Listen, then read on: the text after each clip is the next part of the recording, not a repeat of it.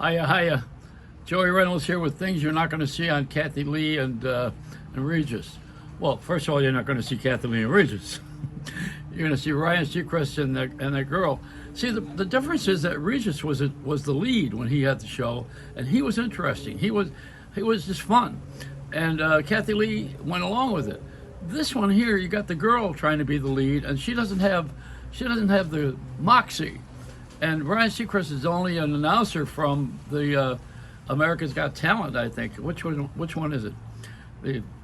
One of the talent shows. I don't know. Anyway, this was a great show.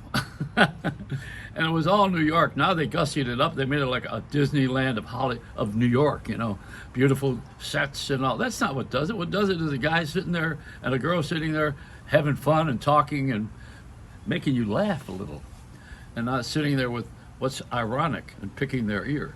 Am I doing that? We're upside down. This country's upside down right now, but I know how to hang on, and keep hanging on.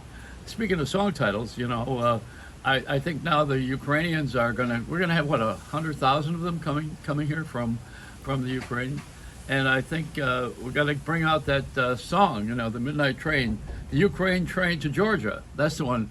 Remember that? That was great. Let's take the midnight train to Georgia. I'll tell you one of the reasons why people don't like New York. I got it right here. It's called a parking ticket. You can't, you wonder why you don't like cops. Now, there's a lot of reasons to love cops. This is one reason to think. You see, these are not cops that give you tickets. These are traffic patrolmen. It's another division. They used to be brownies. They used to have different uniforms. But now they all dress like cops. And they write this out, so you get mad. I mean, you're not going to get a ticket that says, "I love New York" on it, right?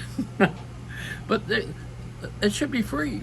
You want people to come to a city and spend their money and have fun? Have free parking. What's the big deal? I mean, why are you charging? Trying to make money off of people. You're already making money off of taxes. If you can't make money off of taxes, go home. I mean, that's the whole idea of taxation. That's why we got rid of the British, I don't know if you know that or not. It happened in Boston, a little bit up the road.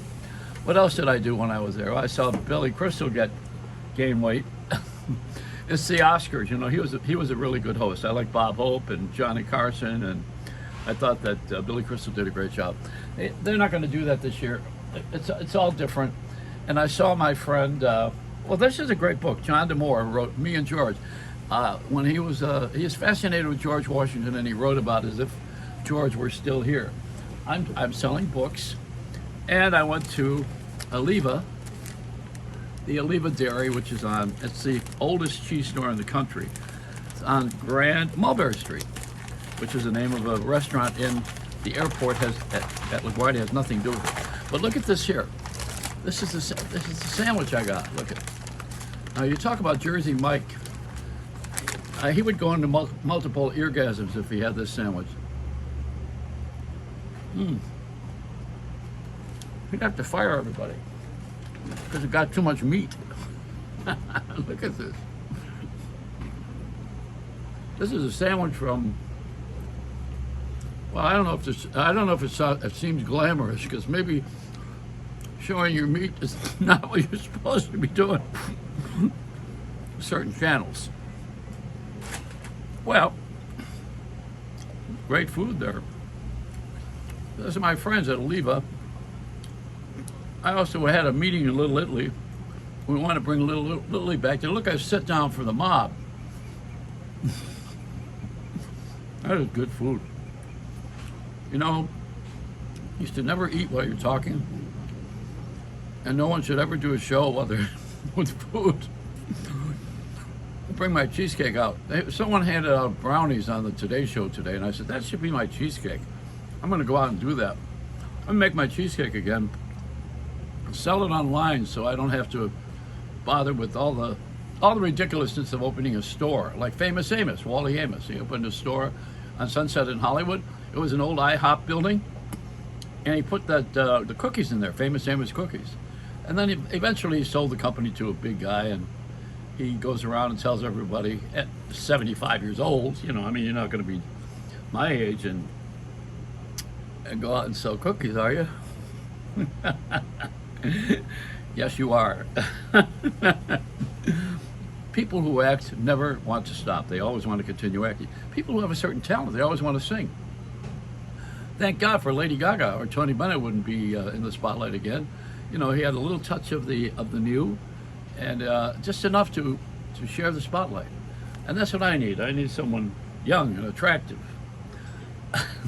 someone of color, because that's fashionable right now. You know, they call that inclusion. You know, I always had inclusion. I included everybody in everything. That's why I don't have any money left.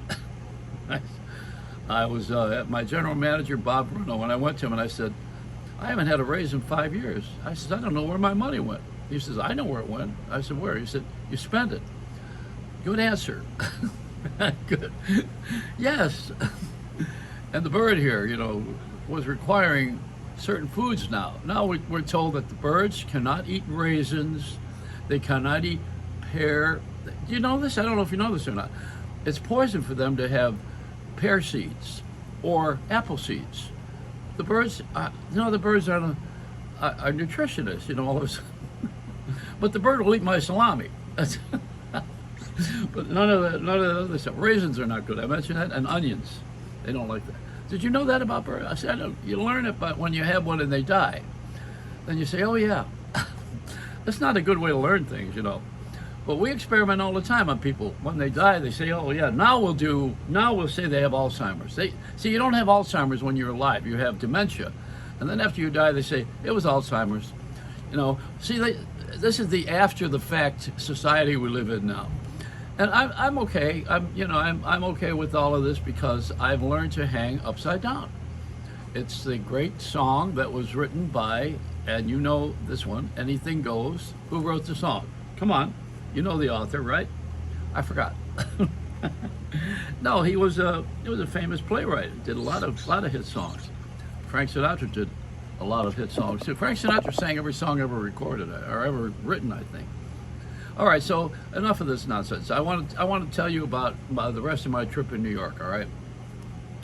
I went to a couple of things that were very interesting. I went to the Friars Club, and the Friars Club has become very quiet now. Everybody's taking the dust off and the masks off, and they're trying to put everything back in order. So what I want to do is I want to do my show from the Friars Club, like I did from the window of NASDAQ in Times Square. And I want to sit myself in the window of Friars, can you imagine? They don't have that yet. And invite people into the studio audience, which would build about 20 or 30 people, like Johnny Carson used to do in the old days when he first started. Because we're starting all over again with everything, if you haven't noticed. I'm starting all over again with money because I don't have any. So I'm going to go into the Friars Club and take you there. You'll be an audience. We'll be on radio, television, internet. We'll be on all media, and we'll be broadcasting with the greatest comics and performers in the world who are not amateurs. This is not about amateur night. This is about professional people who actually are working. But they're not working like they used to because the variety shows don't hire people for television. They don't pay them. They simply use them. They don't pay. You know, you don't have. There's no Ed Sullivan. There's no none of the variety shows. You go through the whole list of them, and we don't have any personalities. They got rid of Oprah. Frankly, really, she's gone. Letterman's gone. Even Regis, I mentioned him. He's gone. All the personalities are gone, unless you count Judge Judy as a personality, which she is in a way. But you know, we don't have that anymore. We don't have anybody that's really out there for us. That's one of us. And I because of my age, you know, because I'm an aging guy, not Asian, that's okay. Aging, they look at me like, oh well, you know, we want youth, and you have no youth. And I remember I grew up with all old people. Everybody on television when I was a kid and radio was old. I mean, Arthur Godfrey didn't look like a 20-year-old when I was 20 years old. None of these guys look young. They're all old people because the old people had the experience. Also, they had the way to present themselves, which was not aggressively seeking to put everybody else down. That's been a great pastime for America now. You know, let's get rid of everybody else's stuff, and then they'll love our stuff, which is not exactly how it works. I was working at 20th Century Fox, and when I was there, I remember the president of Columbia Pictures at the time had been fired. Beagleman was his name. And in the Sunday paper, which is like a newspaper for variety for the city of Los Angeles is mostly showbiz. The calendar section of the LA Times, he said, well, just because I'm gone doesn't mean there's an opening. You know, they don't hire you because someone is gone or someone died or someone's out of the way. They hire you because they need to have you for something that they're doing. Mostly the system now is, yeah, I mean, you have to have a farm team. We need young people. But you want to have the best of the young people and not this foolishness. Put people on the air just because they're colored, just because their nationality is in vogue or there's an anger about it. I mean, these are the wrong reasons. You put someone on the air because they're interesting. And then you don't worry about the short attention span. The short attention span comes from people who aren't interested in what you're saying. That's what it comes from. You can watch a baseball game for 3 hours if you like baseball. If you don't like it, you're not going to watch it at all. So this is the philosophy that I have. Where's the bird? She went to sleep. See, I even lost her somewhere along the line. Maybe there is a short attention span for birds. Anyway, this is it. I gotta get out of here because I'm on too long, which was my name in Chinatown last year.